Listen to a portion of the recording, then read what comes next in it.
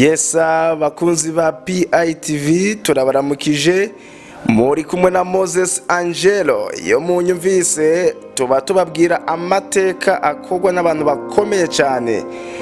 Uyu munsi rero tugiye kubabwira amateka ajanye n'inkomoko y'ikirato cyo hejuru ico bita otaro, abandi bakacita high heel mu Congereza. Mbega ico kirato cavuye he? Abantu benshi bakunze kucambara batazi inkomoko y'ico kirato aho yazananye.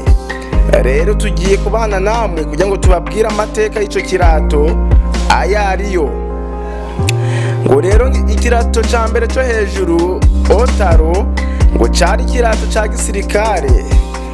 None byagenze gute ngo abantu bakigira ikirato cambarwa uyu munsi? Abantu bo muri Aziya y'uburengerazuba ngo barabahinga cyane mu gutwara amafarasi nk'uko bivugwa n'umunyamateka yitwa Greg Jenner. Ifarasi nizo bifashisha kugwana mu misozi miremire y'ibitare. Ngo rero ngo byaba ngombwa ko mu gihe bari ku migongo y'amafarasi bahaguruka kugira ngo bashobore kurasa. Bisigura ko bari bakeneye ibirato bibigiza hejuru bigatuma baba bakomeye kandi bumva bameze neza. Umwami wa Persia yitwa Abbas wa mbere yabayeho mu mwaka w'1500 kugeza mu 1600. Bavuga yuko yarungitse intumwa i Buraya ngo maze ngo zihashika zambaye ibirato byo hejuru ngo bituma abantu bose bari ngaho batangara. Ivyo rero ngo byatumye abagabo basanzwe nabo batangura kubyambara ibirato byo hejuru kugira ngo bashobore kwigana imbaraga canke inkomezi z'abaperesi. Umwami Elizabeth wa mbere w'Ubwongereza ngo nawe yatanguye kubyambara ivyo birato. Ngo mu mpera z'imyaka y'1600 ngo niho rero ngo ibirato byo hejuru byatanguye kwinjira mu mideri. Byatanguranye n'abagabo ngo wabyambaye akagaragara nk'umugabo wa nyawe kandi abushitse. Ariko ntibyatevye kuko mu kanya isase n'abagore batanguye kubyambara kugira ngo bigane umuderi w'abagabo, kandi ico gihe bambara ibirato by'abagabo. Impinduka zikomeye zabaye igihe umwami Louis wa 14 w'Ubufaransa yatanguye kwambara ibirato byo hejuru kuko wiweje ngo uwo mugabo ngo yari mugufi kandi akaba yari afise ibirato byamamaye, ibirato bitukura. Mu nyuma mu kinyejana ca 19 buri wese bwami n'ahandi mu bakomeye yambara ibirato byo hejuru, ibirato by'amaotaro.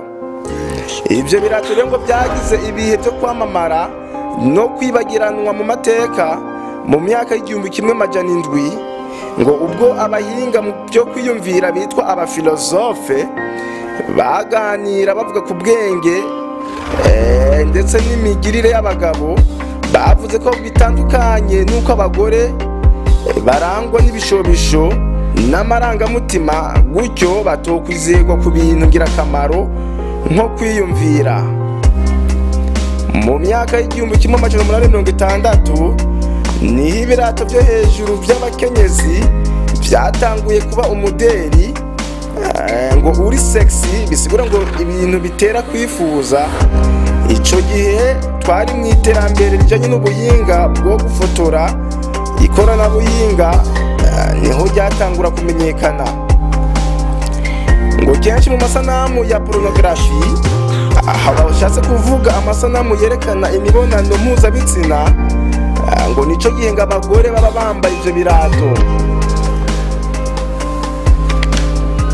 Ibirato birebire no kuba sexy byatanguye gute? Ivyo birato byabandanije kwamamara ubwo hamenyekana abakobwa bamurika imideri babyambara cyane mu gihe c'intambara ya kabiri y'isi. Vyongereje umurindi igihe hatangura gukogwa bene ivyo birato birebire bizwi nka stiletto bishinze ku kantu karekare kandi gato, aho hari mu myaka y'1950. nyuma yaho Hollywood yagize inkomezi nini mu kumenyekanisha birushirije ivyo birato nk'ikimenyetso cyo kuba sexy, bisigura uba uwifuzwa kandi mwiza. Mu myaka y'1950 umukinyi wa sinema w'icamamare yitwa Marilyn Monroe yagize ati umugabo wavumbuye ibirato byo hejuru ngo tumukeneye ko byinshi. Ayo n'amajambo yavuze, yavuga mu izina ry'abagore, kandi kuri we uwo mukinyi w'amasinema yari itangaza mu bwiza no kwamamara. Yumvaga ko ivyo birato ngo ari ikirungo gikomeye muri byo. Inkomezi rero n'ingaruka z'iki kirato ni izihe? Ubushakashatsi bwitiriwe Lewis et al. 2007 buvuga ko ibi birato bitera kumva umuntu ari mwiza birushirijeho kandi bikaboneka gutyo.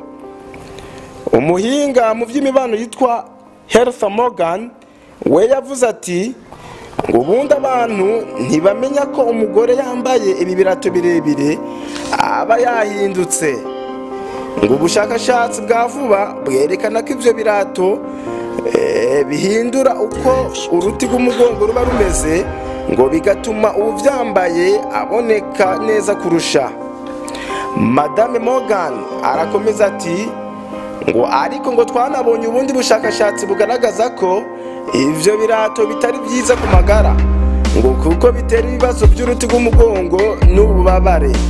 Ayo n'amajambo ya Madame Morgan, umushakashatsi mu by'imibano. Rero umuntu yo kwiyumvira ati mbega none ibi birato bizohoraho ibihe byose? Inyishu niyi, mu bisanzwe igihoraho ni impinduka, ariko kugeza ubu ivyamamare n'abantu basanzwe b'abagore baracabyambara cyane.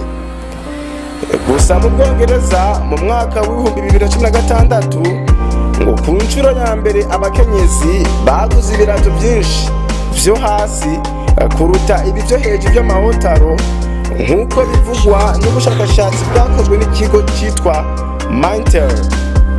Morgan ati niyumvira ko ari ibirato by'amateka akomeye.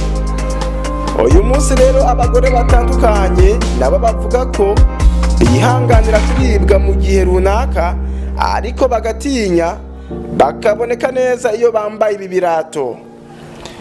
Nuko rero bakunzi ba PITV, aho muri hose mumenye amateka y'ibi birato, na cyane cyane abakenyezi babyambara, yuko bino birato byatangujwe n'abagabo. Ukeneye ibindi biganiro vy'amateka y'abantu babaye rurangiranwa ku isi mu mupira, mu nkino, mugire subscribe kuri Peace International TV kugira ngo muronke ibyo biganiro byiza cyane. Mwari kumwe na Moses Angelo. Bye bye.